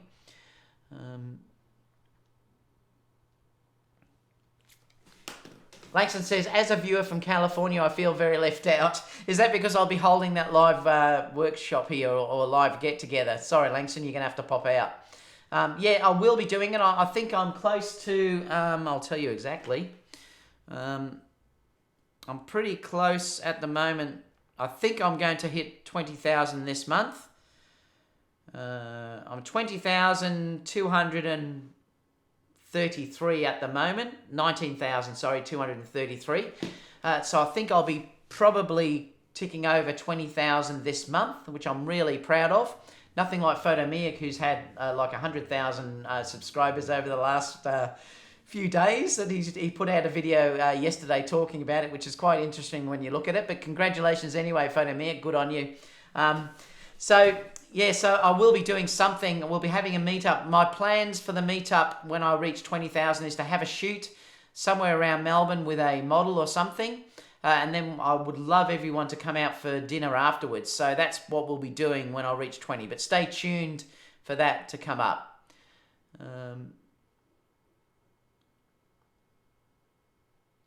What else have we got? Photomiak said, workshops are dead. You get much better education from sites like Skillshare with over 7 million. You're not saying that because I know what you're up to, Photomiak. I know what you're up to. Sponsored by Skillshare. With over 7 million creatives learning, check out my Las Vegas video for 2 free months to get you started. I love it. Good on you, mate. I love it. That cracks me up. Thank you so much, Rob, for the donation. Really appreciate it. Ken said, I've learned a lot just by watching YouTube and networking. You do so much. Rick said, wow, a trip to Melbourne to meet the great man himself. Do it, Rick. I'd love to meet you all. Langston said, more or less stress than trying to get wireless mics on an annoyed Danny. Photomiak said, hustle hard. What else have we got here? Rick said, and drink coffee. That's what we'll be doing for dinner, Rick. That's certainly for sure. Aaron said, I use my Tamron 28 to 75mm while walking. I have it at 28mm, but if I see a shot at the distance, 75 we go. Yeah, a lot that I did of the dancing shoots were quite wide that I did on the weekend because I wanted to grab some environment. I will share some of the images and probably talk about it soon. Have a check of those videos though. I'm very proud of how they look. Aaron said, I had so much to say about this as well. I'm looking forward to next week's live show with you, Aaron. Terry said, I do a lot of street and have only had trouble a couple of times when I started using my 80-200 2.8, and now I only shoot 35mm and keep the longer lens for portraits. Interesting, Terry. Oreo said, long lenses are the death of street photography. Interesting, Oreo. They make your photos look like those from a peeping Tom. Yeah, and that could be a good point, Oreo, that you're actually making there. They can, because it is very stealthy. Interesting. Thanks for bringing that up. Street photography is about humanity. It calls for proximity. And probably you're right in a lot of ways, like it does call for that discussion. And I usually do ask people if I'm doing that type of thing. I'll usually say, do you mind if I take your photo? In fact, when I was in Thailand, I photographed a woman who was nursing a baby. She was obviously very, very poor. I gave her $20 Australian, and that is a lot of money for a Thai woman. And she was there every single night with her baby till late, trying to sell some little bits and pieces. and I gave her the money. She didn't want to take it. I gave it to her and she never showed up the next night. She had a night off and I was so rapt. It made me feel very, very good about that. Mark said, Aaron did a video on that subject and used different focal lengths. Yes, he did, Mark, and it was a very, very good video. Terry says, get close, meet the people and have some fun with it. Stay away from that long lens. Thanks for saying that, Terry. Aaron said, I take 2 lenses. Terry said, I've even used my Hasselblad 503 with a 50 for the street. Wow. Australia 1 said 24mm on the Sony APS-C equals 36mm, and it forces me in street photography to move around using my feet to make a great shot with a 24mm. Yeah. I haven't done street work photography really with anything that's very long. It's more the landscape that I use the longer lens now, and it's changed the look of my landscape pictures completely, and I'd love you to have a go at that and try it. It really does change the look of that. Compression is amazing. Like I said, I really don't do much street photography at all, so yeah. It says, hell, to be honest, the most fun I shoot is my iPhone. Michael said, woot woot, 20k, go David. I know I'm rapt about that, and it's all been from people like you, Michael. I'm so happy. Worked hard to get it, but really excited about the channel growing. A1 says, not the sharpest prime, but amazing colour fidelity and extreme street photos. Terry H says, can I come, David? Yes, anyone can come, Terry. I'll be promoting it soon when I get close to 20. The f1.8 with the morning or light dusk night in the APC allows for greater depth of field versus full frame. Very happy tourist street camera set up. Oh, you're talking about APS-C. Yes, it can. Casper said cheating. Terry says, can I have some Australian... What's that? I don't even know what that means. Aaron says, Photomiac channel rocks. Yeah, it's good. I watch it all the time. He knows that because I always go in his live chats. What else? He hacked the system, Casper said, Photomiac. I think he did get hacked, that's for sure. But you know what? Doesn't matter. He's still got the viewers there. So that's it. All right, so let's go to the next story. I want to talk about the Leica. All right, so next story is this that I wanted to show up. Let me just bring this to here. This next story is the Leica Q2. It's a 47 megapixel 4K weather seal full frame compact camera. It does look beautiful.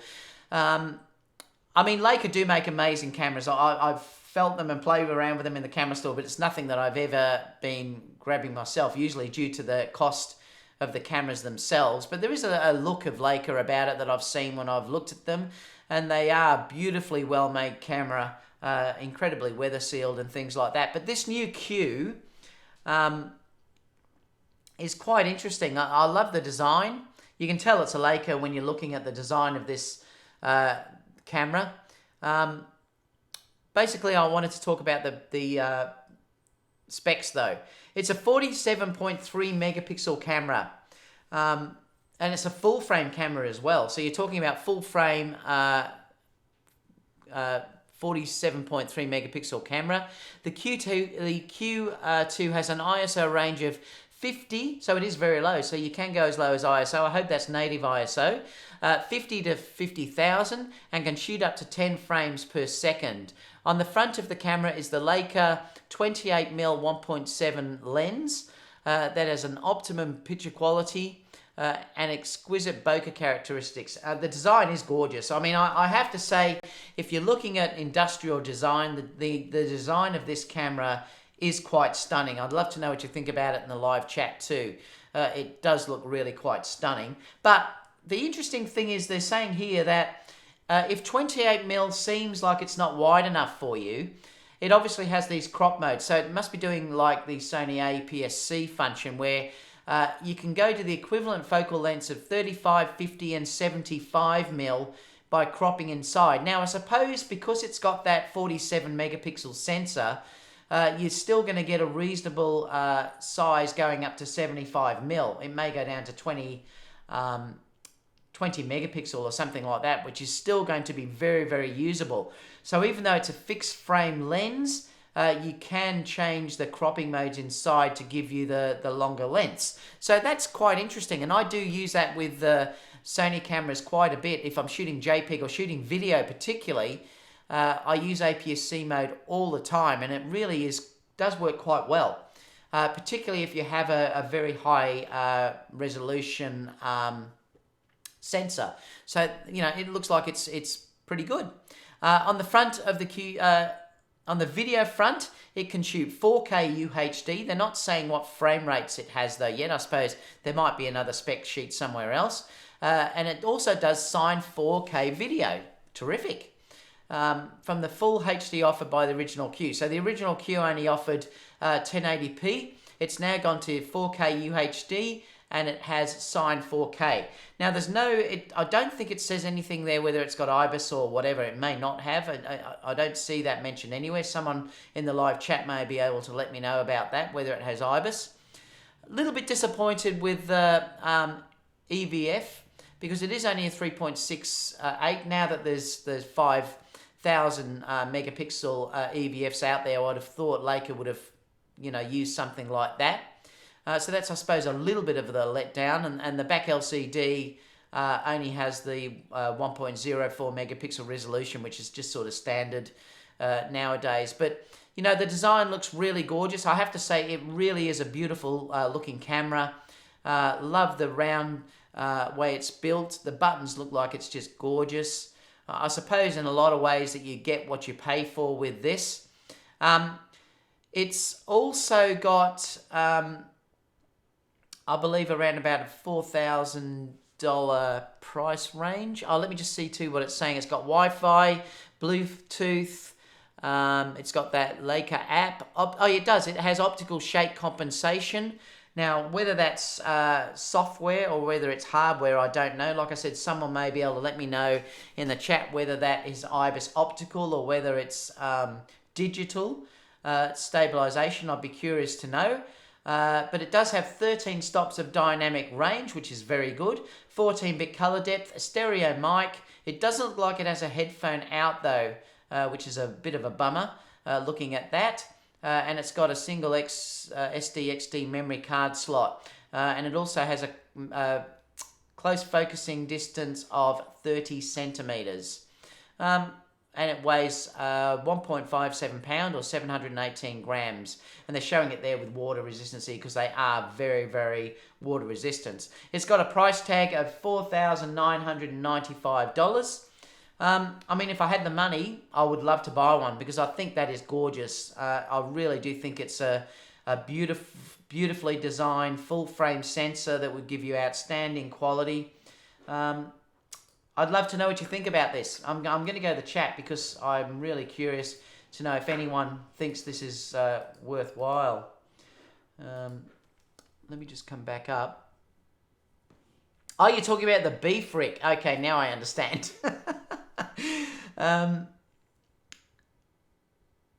What else have we got?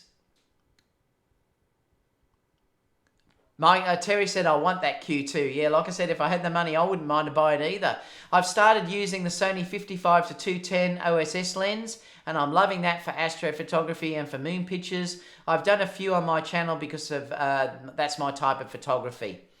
Flying High and Low says, in Korea, roughly 50% of the people is saying, when asked, many are flattered being asked. Oh, you're talking about street photography. Yes, it's always nice to ask the people.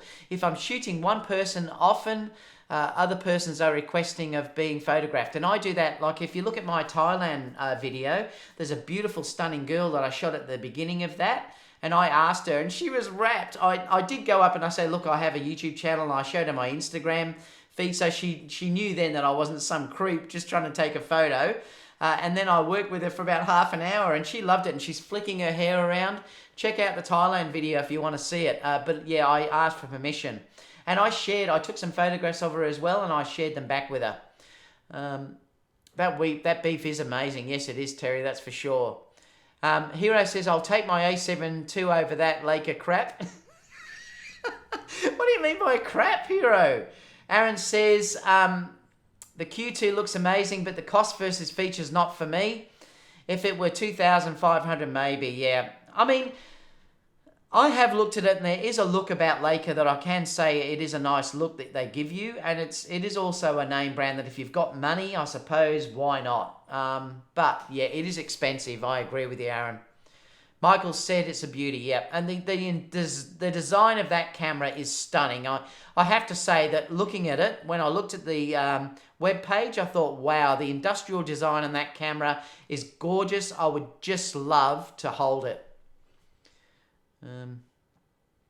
Terry says, cropping to 75mm. Oh, so it only gives you 7 megapixel, does it? Okay, well, that's a bit low.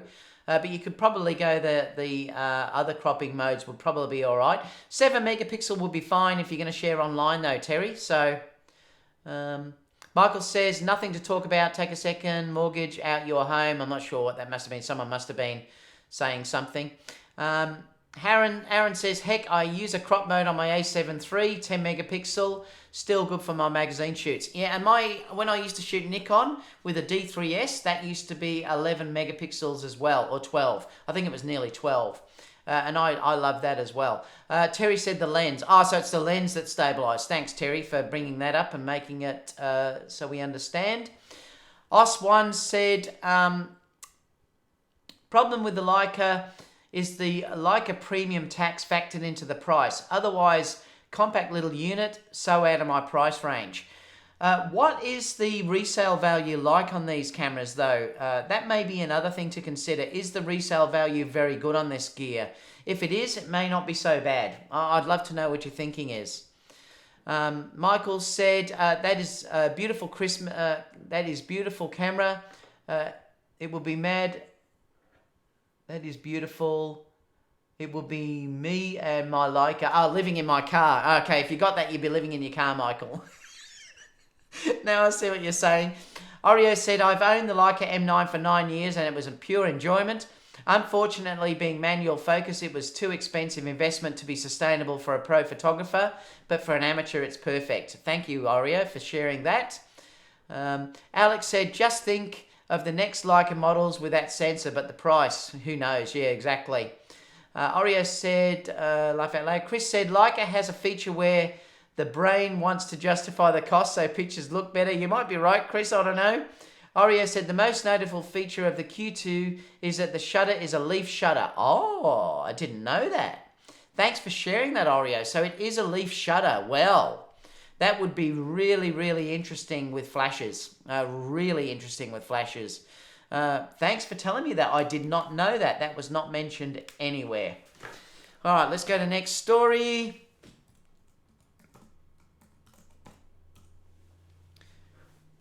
Now, this is another interesting thing as well. Just quickly talking here about why is your photography business failing. Big show today. Like I said, this would have been an amazing one with Aaron because Aaron's a working pro as well. I would have loved to know his opinion on some of these stories. This is a whole article talking about that. I'm not going to go over the whole thing. I'm just going to pick up a couple of the headings and just discuss that with you. Let me just bring this up so we can see it. And the interesting thing is that this brings up to what I was discussing earlier, talking about strengthening your portfolio. And this is what I was saying too about what we were talking about here about are they your own shots? Because this says get off your butt and go shoot the work you want to get paid to shoot. If you want to shoot a wedding photography, go work as a second shooter. Take portraits for your friends, intern, do whatever it takes to get more reps and more images. Get out there. It says if you want to start shooting architecture, go find some buildings that inspire you and spend hours shooting them and experimenting with them. If you want to do documentary work, start a personal project. And you know, the interesting thing is, I often get these articles, I put these articles in late last night because I wanted to grab some stuff and give Aaron a preview of what we'd be talking about today.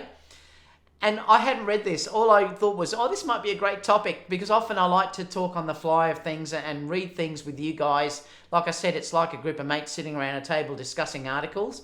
So I often do only really look at the articles when I read with you. Now, this could have been really interesting because they may have contradicted what I said to you earlier about workshops, but they didn't at all because they said in there, mentor for another wedding photographer, for instance.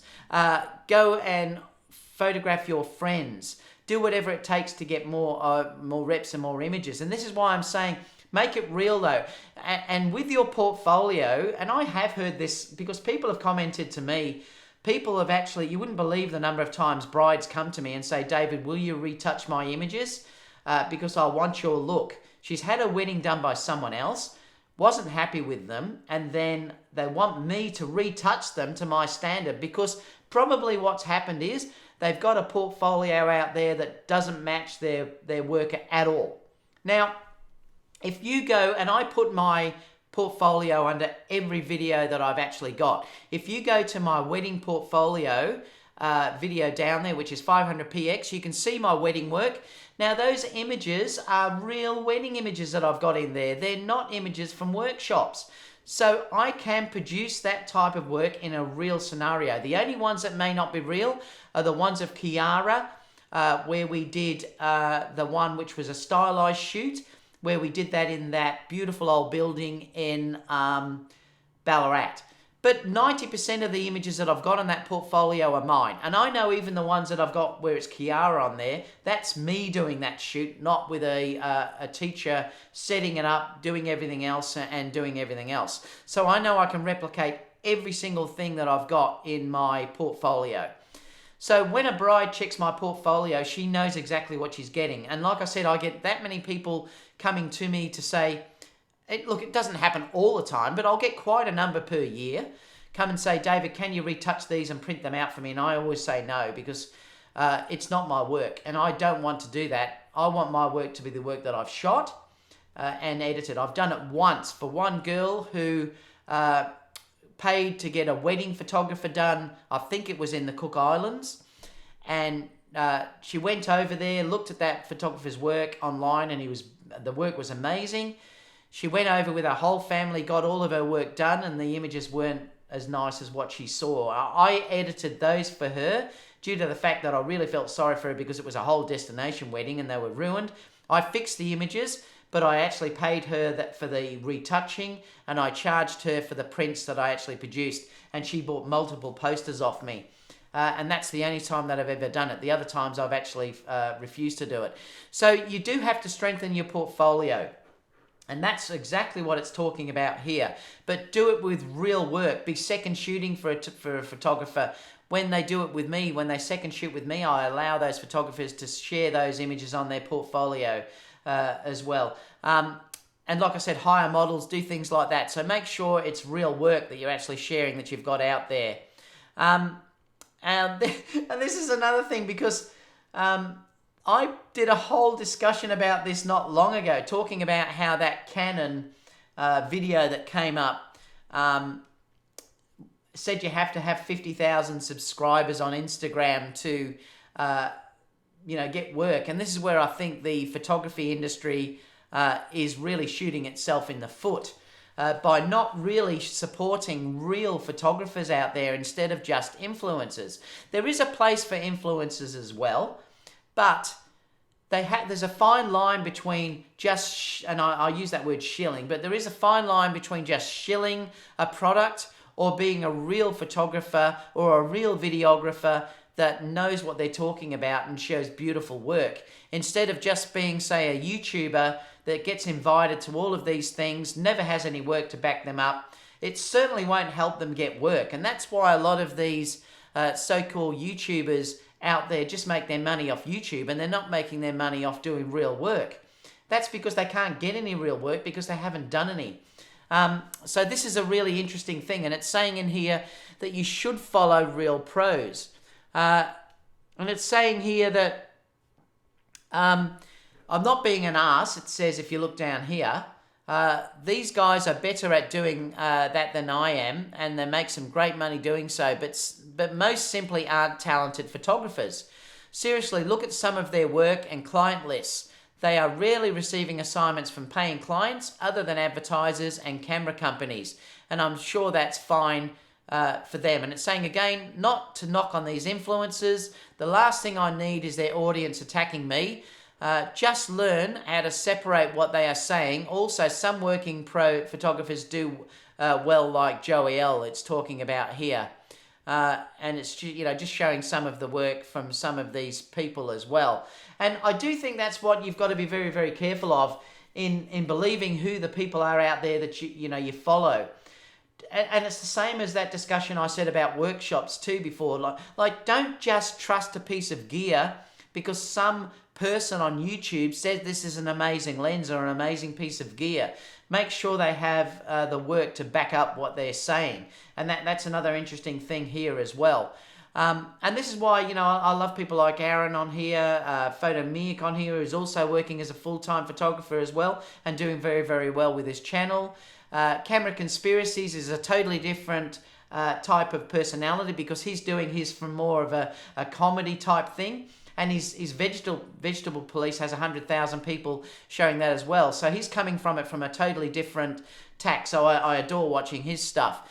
But overall, the people I really do admire watching are real people out there. But if you're talking about a business as such, like what this article is saying, it's saying you really should be following photographers, real working people, not just influencers out there, because your business won't grow if you're just following someone that's got 50,000 subscribers on Instagram and 40,000 of those subscribers aren't even real people. Try and follow people that are working, and these are really interesting things. So they're saying for business, follow real photographers, and it's really interesting. It's backed up what I was saying before too. Find your vision. I did put a video up ages ago about finding your style, and I do have a certain style about my images, and I'd love you to think about the style. Don't force it. It should come natural, and you should find a style that you love and stick with that no matter what people tell you, no matter how negative people are about it. Stick with it because you'll get better and better at it. There's a reason why you like shooting a certain way, and if you love it, that should eventually come through to your clients.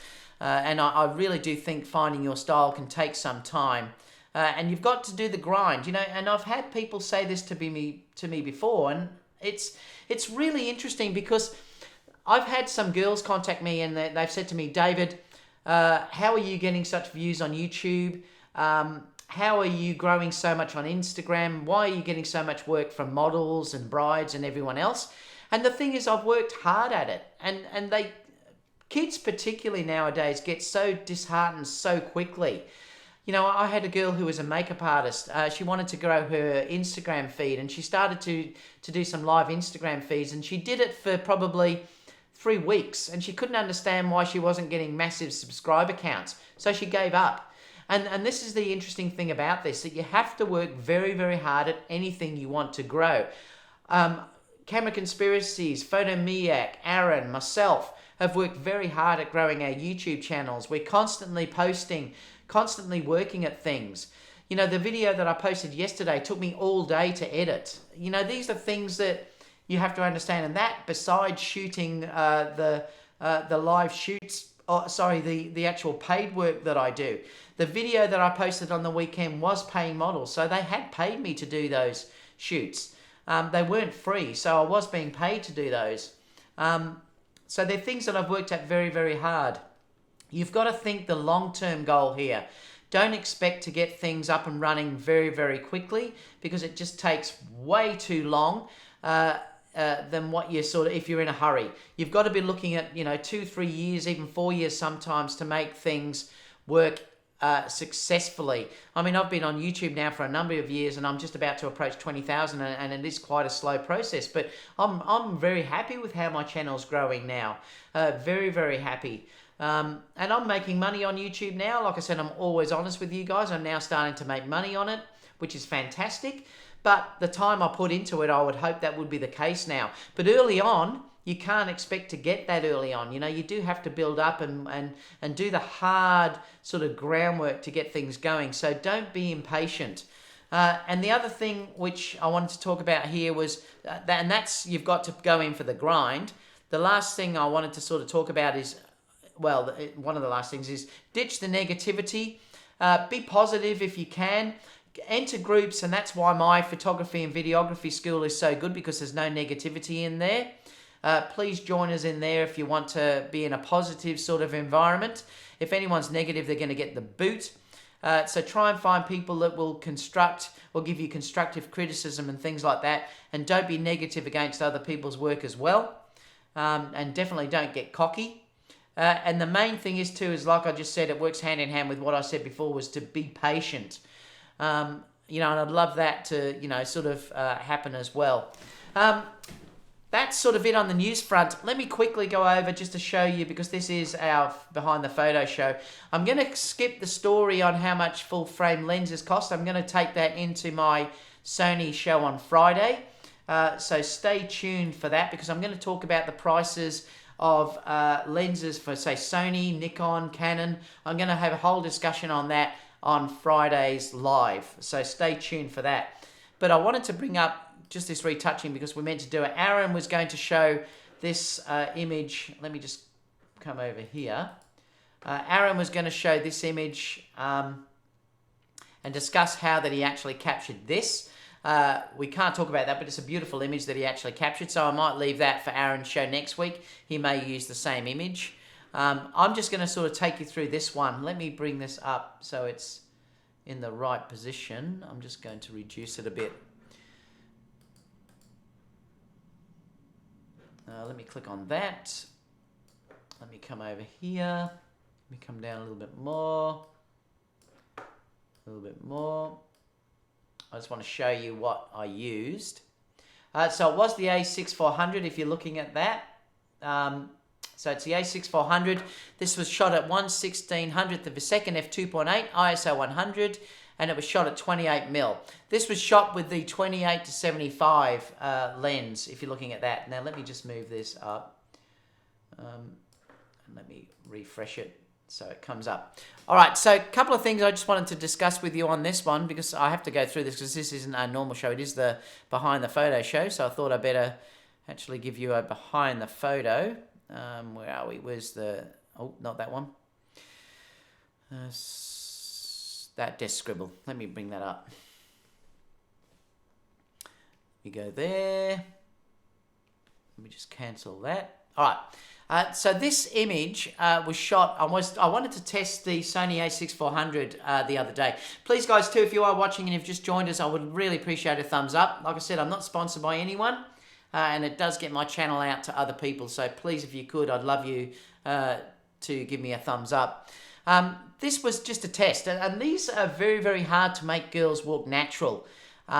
The second that you tell girls to walk natural, she was obviously starting from out here, and I asked her to come across. This is Kiara, obviously.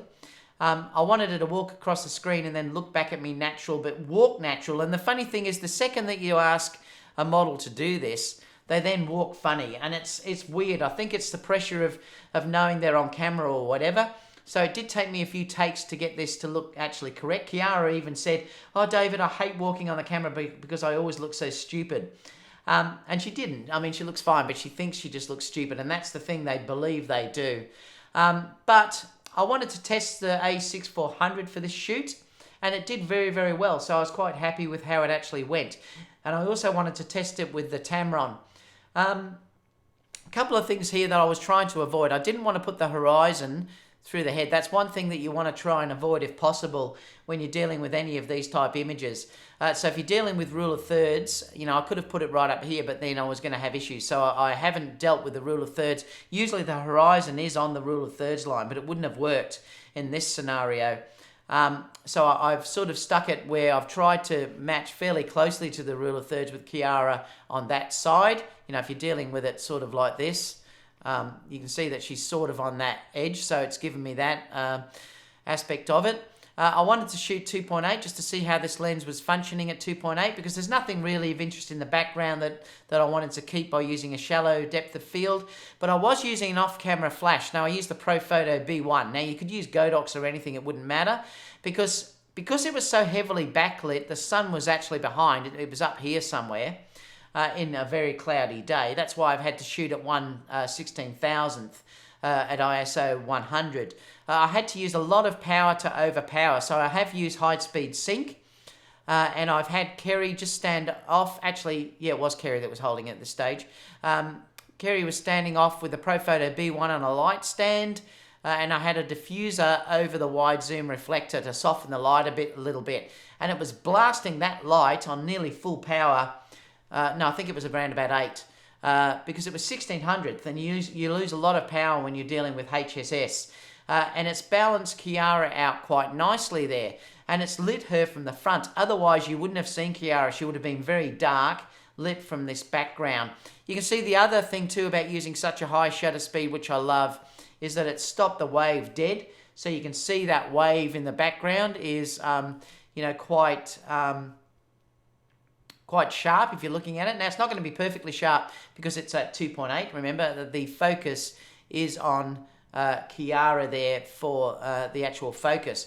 The detail is kept lovely. The shadow, the color rendering is really pretty. This has been edited slightly. I think I boosted the color in her top here, was edited.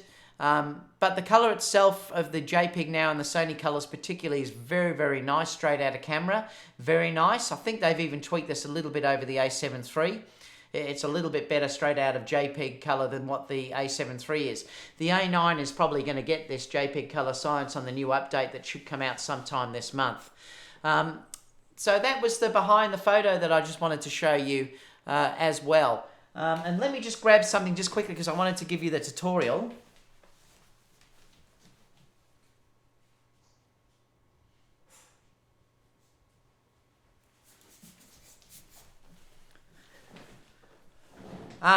The tutorial itself was because we give a weekly tip, and I wanted to show you this just with the camera about how you use one of these. Now, I hope all of you have got one of these rocket blowers. Now, dust particularly with sensors that you're dealing with mirrorless is far worse because you get far more dust in the cameras than you do with digital SLRs.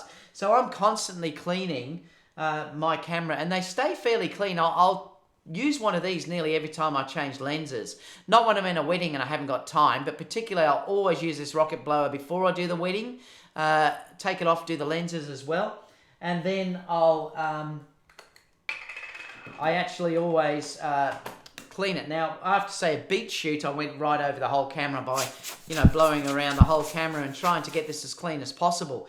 But what I do, and I thought I'd show you the way that I go about using these rocket blowers, is that when I'm changing lenses, I'll take the lens off, I'll put the lens down, and then I hold the camera down. There's no point holding it up because dust is just going to fall down. So I'll hold the camera down, and then I'll just literally give it this a really good blast of the air from the rocket blower from the inside like that.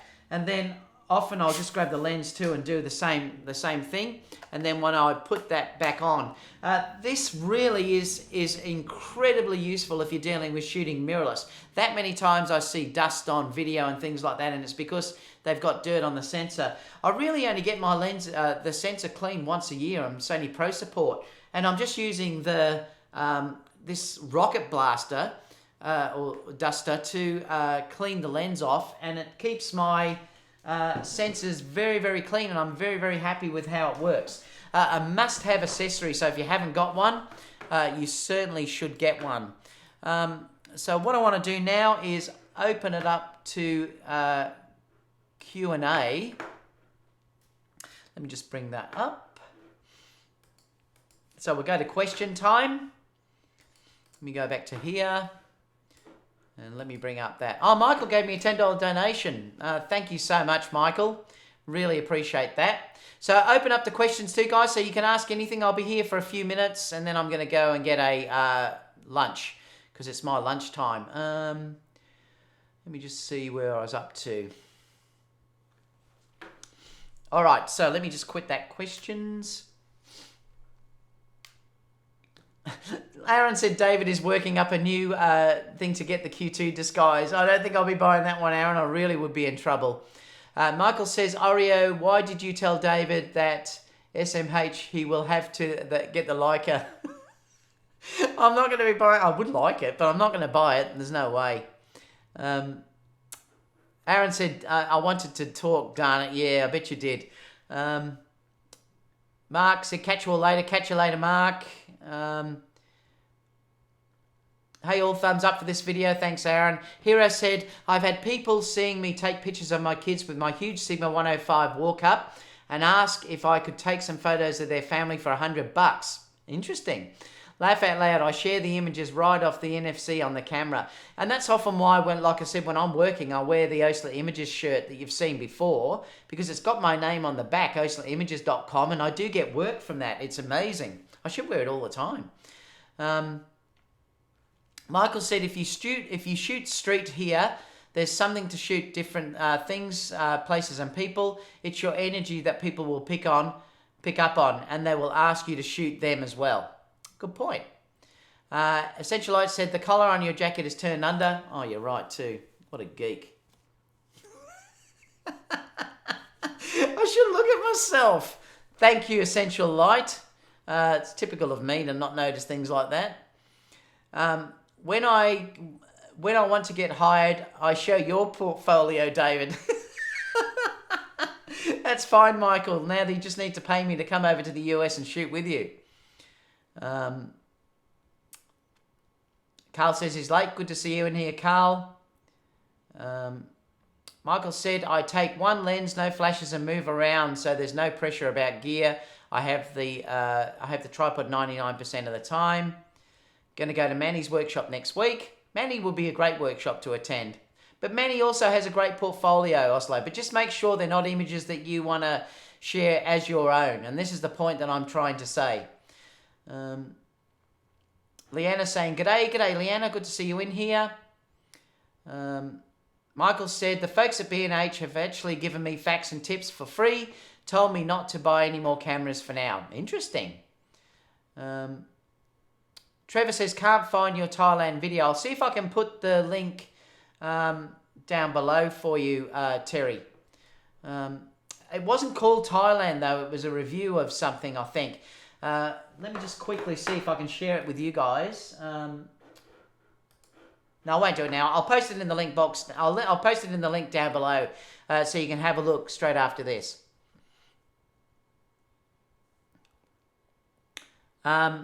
Oreo said, follow real photographers. So true, David Osler. Yep, I totally agree, Oreo. Chris is saying, hello. Aaron said, yep, so many YouTubers just rehash the specs of cameras. Michael says, yeah, David and Ken, I'm sure he gets lots of work in his basement.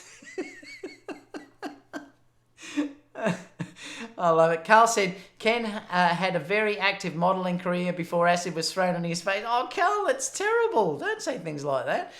Michael said, Aaron, I got so tired of the specs and comparisons instead of focusing on one camera.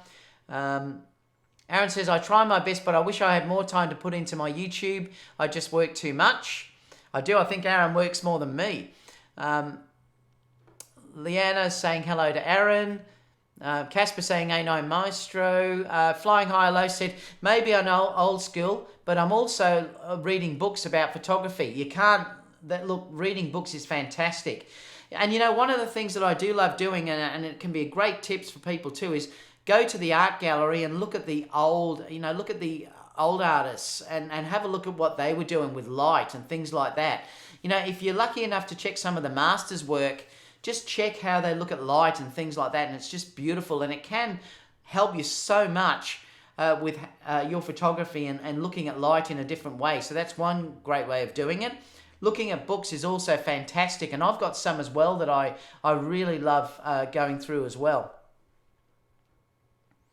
Michael said, A9 firmware, hurry up. I know, I wish that certainly would hurry up. What's your photography group? I want to join. I'll just type it in the bottom in here in the live chat.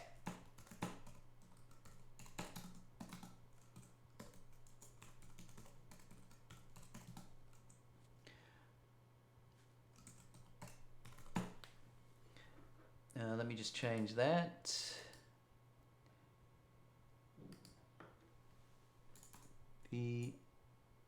Alright, so it's that one. Just make sure you put the and in exactly as I've just written it in the live chat. What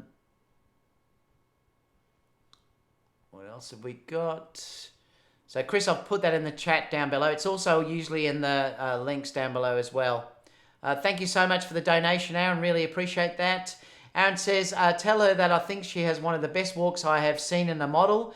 She has the perfect tracking bone structure. I'm not kidding. I noticed a while ago on her video, on your video of her. I know, but the thing is, she just hates the way she walks. I'm not sure how much longer though I'm going to be able to get Kiara consistently due to the fact that she's now working full time.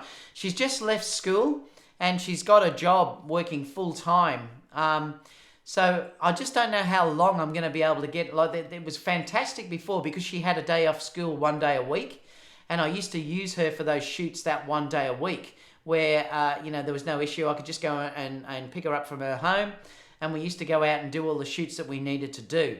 Now that she's working full time, it's very hard because Kiara particularly is a very, very hard working girl. She works full time. She has she does dance classes 4 times a week, and she teaches dance another one of those nights. So it's going to be incredibly hard now to get her out for shoots, unfortunately. I'm still going to try, though, and occasionally grab her and use her when I can. But I don't know, it won't be anywhere near the amount of time that I used to work with Kiara. And it's sad for me because I adore working with her so much because we have that great chemistry between the two of us. Being able to just, throw rubbish at each other and carry on and have that banter there that I will miss. But I will still shoot with her, obviously, but it's not going to be anywhere near the amount that I used to due to her work commitments and her dance commitments, which is a pity. But I certainly will be grabbing and working with her whenever I can. Oreo said Kiara is a natural. Yep, she certainly is.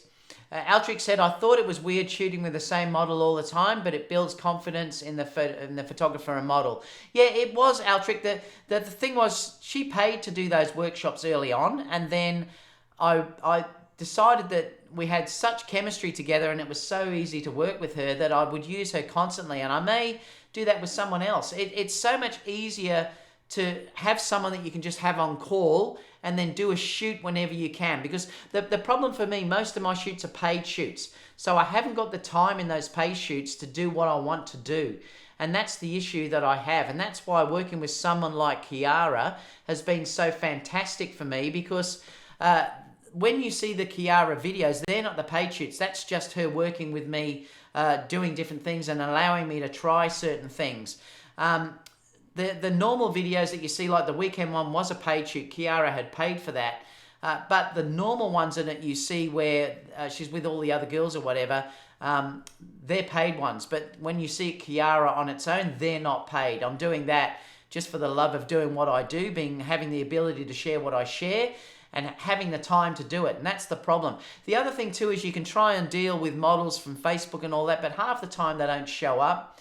And things like that, and it can get really frustrating. Plus, I found it's great too if you can build a relationship with a model, then things become very nice and relaxed. Also, you get that from your side as well. So that's the reason why you saw so much of Kiara. I hope that answers your question there, Altric. Casper says you can dry that hair with that, David. Are you talking about the air blower? Aaron says, I keep a rocket blower in my bag. That's on my shoulder. Peak Design. Next to the slot to my lenses. Yeah, I use mine all the time as well. Jean said, how's the OSMO Pocket lately? Still deciding if I should get one. Jean, the funny thing is, I took it on the weekend to shoot with the Sony a6400 shoot. I still haven't got it out. I must do another video with it. The only video I've used was that introductory one I've used. Look, it's a fantastic bit of gear, but I still haven't used it, Gene. So I can't comment on whether it's worthwhile to get one at this stage. The problem with me is I've got so much good gear that I can use that I haven't used that yet. I still intend to use it for things like weddings, for B-roll and stuff like that. So I will let you know. Let me just put that update down there. Chris, I question, what is your group? I've put that down below, Chris. Rick said, just tell Kerry before you do this time, David. Otherwise, you will need some stronger than coffee. I love it. When you buy the Leica, that is. Yeah, I knew what you were talking about. Anthony says, I've had neighbours check out my photography and photos, and they've even said they like the looks of them and have asked to do family portraits too. I'll be doing for free to start with. Well, that's fine. You need to start somewhere. I've got no problem with photographers working for free you have to start somewhere. I used to do that. Trevor says, I usually look for art books or ideas on composition. Yeah, I do too. I love looking through old art books and stuff like that. So, like I said, particularly going to art gallery and things like that. Aaron also said, I've learned with books. Aaron also says, I'm married to my model. I know you're so lucky, Aaron. And she's beautiful, stunning looking lady. And she seems like she has a wonderful personality as well. So you're very lucky as well. I used my pocket at the bridal show on Saturday, and Aaron also showed some examples where he used it, and he's really happy with it. So that may also give you an idea, Gene. Check out Aaron's YouTube page, because we did do a live where we showed that on it as well. So that might be another area where you can go, and he's using it quite extensively now. Are there any last questions? I will have a live up on Friday with you guys. That will be the normal Sony Alpha Rumors show. So stay tuned for that. That will be on my normal time. And obviously I'll give you guys a link on YouTube to say when it's going live. Next week we will be on Aaron's show. So hopefully Aaron's channel. Hopefully next week it'll all work nice and easy. We might, if we're going to have issues with Skype and stuff like that, we may end up having to try and do something like this using just the YouTube app, where I know that it just shares instantly between the two of us whenever we talk and stuff like that. So we may have to do that. What's happened? So that I've not uploaded any videos using it. Oh, okay, you haven't uploaded any. I think we discussed that in one of the live shows though, Aaron, didn't we? So hopefully we can get that working a bit better. It might be that we do have to just use the YouTube streaming if this is going to keep being a problem, but we'll see how we go. That's the first time we've had an issue though like that happen, so it may just be that Skype was having an issue today. But I know if we use the YouTube system, it's then harder to do the things that we wanted to do, but it might work. I may talk to Photomiak about that as well. Everyone's just saying a great show. Thanks so much. Please check Aaron's YouTube channel if you haven't subscribed to Aaron's YouTube channel. Also, have a look at the last videos that I've just posted with the A6400. Please also, if you can, to give me a thumbs up and share if you haven't shared, and obviously subscribe to the channel, because I will be up to 20,000 sometime this month, and I'm really looking forward to having a big meetup in Melbourne, so please stay tuned for that. Any questions you've got about the show at all, leave those down below, and I'll see you all again soon for the next video as well. Aaron said, yes, let's do a test. All right, guys, that's all for now. I'll see you all for the next video. Bye for now. I would say we were good together.